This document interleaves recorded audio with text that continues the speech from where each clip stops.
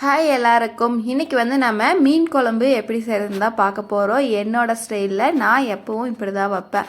நல்லா semi gravy மாதிரி 2 நாள் வச்சு சூடு பண்ணி சாப்பிட்டனாலும் சூப்பராக நல்லா குழம்பு திக்காக சூப்பராக இருக்கும். வாங்க எப்படி செய்கிறதுன்னு பார்க்கலாம்.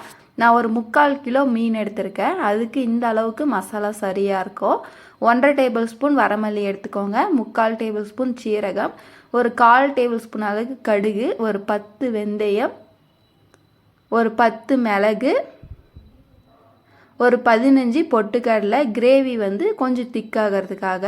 இப்போ கலருக்காக கொஞ்சம் காஷ்மீரி சில்லி ஒரு 2 மிளகாய் சேர்த்துருக்கு. இதில் காரம் இருக்காது. இப்போ இதை நல்லா ட்ரை ரோஸ்ட் பண்ணி எடுத்து வச்சுக்கலாம்.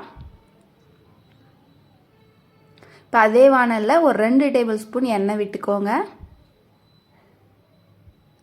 1 கப் சின்ன வெங்காயம் சேர்த்துருக்கேன், ஒரு 10 பல் பூண்டு சேர்த்துட்டு ஒரு பாதி அளவுக்கு நல்லா வதக்க விட்டுக்கலாம். இப்போ ஒரு 3 தக்காளி நல்லா நான் கட் பண்ணி எடுத்து வச்சுருக்கேன். அதையும் இதோட சேர்த்துக்கோங்க.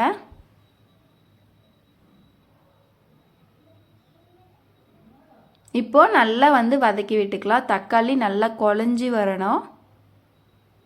பாருங்கள், இந்த அளவுக்கு தக்காளி நல்லா வதங்கி வரணும்.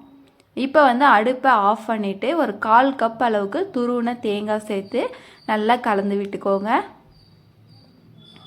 இப்போ இது நல்லா மிக்ஸ் பண்ணி விட்டுட்டு நல்லா சூடு ஆறுனதுக்கப்புறமா ஃபஸ்ட்டு ட்ரை ரோஸ்ட் பண்ணோம் இல்லையா மல்லியெல்லாம், அதை ஃபஸ்ட்டு ஒரு 2 பல்ஸ் விட்டுட்டு அப்புறமா இதையும் சேர்த்து கொஞ்சம் மஞ்சள் தூள் சேர்த்து நல்லா பேஸ்ட்டாக அரைச்சி எடுத்துக்கோங்க. நல்லா ஃபைன் பேஸ்ட்டாக இருக்கணும். இந்த அளவுக்கு அரைச்சி எடுத்துட்டு இப்போ வானலில் ஒரு 3 டேபிள் ஸ்பூன் அளவுக்கு எண்ணெய் விட்டுக்கோங்க. நான் கொஞ்சமாக தான் எண்ணெய் சேர்த்துருக்கேன் குழம்புக்கு. ஒரு 10 வெந்தயம் சேர்த்துக்கலாம். லைட்டாக பொரிஞ்சதுக்கப்புறமா ஒரு கைப்பிடி கருவேப்பிலை சேர்த்துக்கோங்க. புளி ஒரு சின்ன நெல்லிக்காய் சைஸ் புளி நான் எடுத்திருக்கேன். அதை கரைச்சி இந்த எண்ணெயில் சேர்த்துக்கலாம். சேர்த்துட்டு நல்லா கலந்து விட்டுக்கோங்க. இப்போ வீட்டில் மிளகாய்த்தூள் யூஸ் பண்ணுவோம் இல்லையா குழம்புக்கு, அதை 1 டேபிள் ஸ்பூன் சேர்த்துக்கலாம். சேர்த்துட்டு நல்லா கலந்து விட்டோம்னா நல்லா அந்த புளி திக்காகி அந்த எண்ணெயெல்லாம் தனியாக பிரிஞ்சு வரும். இந்த மாதிரி செய்யும்போது தான் நம்ம குழம்பு செய்யும்போது மேலே அந்த ரெட் கலரில் எண்ணெய் பிரிஞ்சு வரும் இல்லையா, அது பிரிஞ்சு வரும். நிறைய எண்ணெய் சேர்த்துனோன்னா தான் நல்லா பிரிஞ்சு வரும். நம்ம கொஞ்சமாக சேர்த்துருக்கிறதுனால குழம்புல அந்த அளவுக்கு எண்ணெய்லாம் மிதந்து வராது. இப்போ நம்ம அரைச்சி வச்ச பேஸ்ட்டும் இதோட சேர்த்துக்கலாம்.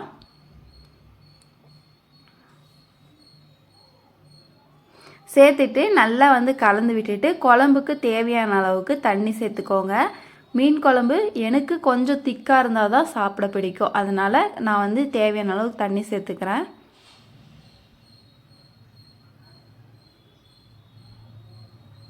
பாருங்கள், இந்த அளவுக்கு இருந்தால் தான் இது குழம்பு கொதித்து வரும்போது நமக்கு நல்ல செமி கிரேவி அளவுக்கு திக்காக இருக்கும். இப்போ இந்த மசாலா 10 நிமிஷம் நல்லா கொதிக்கணும்.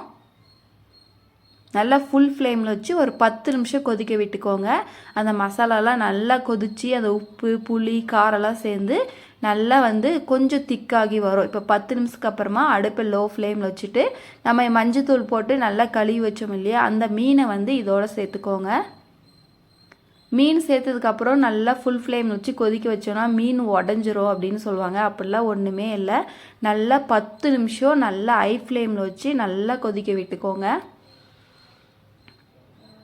அப்போ தான் அந்த மீனோட ஃப்ளேவர்லாம் குழம்போட சேர்ந்து நல்லா குழம்பு நல்லா டேஸ்ட்டாக இருக்கும். பாருங்கள், நல்லா 10 நிமிஷம் கொதிக்க விட்டுட்டோம். இப்போ நல்லா எல்லா பக்கமும் எடுத்து விட்டு அடியெலாம் பிடிச்சிருக்காது, லைட்டாக ஒரு மிக்ஸ் பண்ணி விட்டு ஒரு தட்டு போட்டு திரும்பவும் ஒரு 10 நிமிஷம் நல்லா லோ ஃப்ளேமில் வச்சு விட்டுறலாம். அது பாட்டுக்கு மெதுவாக கொதிச்சிட்ருக்கட்டும். அப்போல்லாம் அடுப்பில் செய்வாங்க. அப்போ லாஸ்ட்டாக அந்த நெருப்பு மேலே குழம்பை மூடி போட்டு விட்டுட்டு அவங்க பாட்டு வேலை செய்வாங்க. அந்த குழம்போடைய மெதுவாக கொதிச்சு குழம்பு அவ்வளோ டேஸ்ட்டாக இருக்கும். இப்போ அதுக்கெல்லாம் முடியாது. அதனால் ஒரு லோ ஃப்ளேமில் 10 நிமிஷம் மூடி போட்டு விட்டோன்னா பாருங்கள் இந்த அளவுக்கு நல்லா கொதிச்சு வந்துடும். இப்போ அடுப்பு ஆஃப் பண்ணிவிட்டு நல்லா எல்லா பக்கமும் அந்த ஓரமெல்லாம் எடுத்து விட்டோன்னா சூப்பரான மீன் குழம்பு ரெடி ஆகிடுச்சி. இது குழம்பு சூடு குறைய இன்னும் கொஞ்சம் கிரேவி திக்காகும். மீன் குழம்பு செஞ்சோன்னா ஒரு 2 மணி நேரம் அப்படியே வந்து மூடி வச்சுட்டு அதுக்கப்புறம் திரும்பவும் ஒரு டைம் நல்லா சூடு பண்ணிவிட்டு சாப்பிட்டோன்னா தான் டேஸ்ட்டு சூப்பராக இருக்கும். கண்டிப்பாக நீங்களும் இதே மாதிரி மீன் குழம்பு உங்கள் வீட்டில் ட்ரை பண்ணி பாருங்கள். டேஸ்ட்டு ரொம்ப சூப்பராக இருக்கும். 2 நாள் ஆனாலையும் நல்லா சூடு பண்ணி சாப்பிட்டனாலும் அந்த புளியோட டேஸ்ட்லாம் அவ்வளோ சூப்பராக இருக்கும். இந்த ரெசிபி பிடிச்சிருந்தா லைக் பண்ணுங்கள், ஷேர் பண்ணுங்கள், சேனலை சப்ஸ்கிரைப் பண்ணுங்கள். தேங்க்யூ.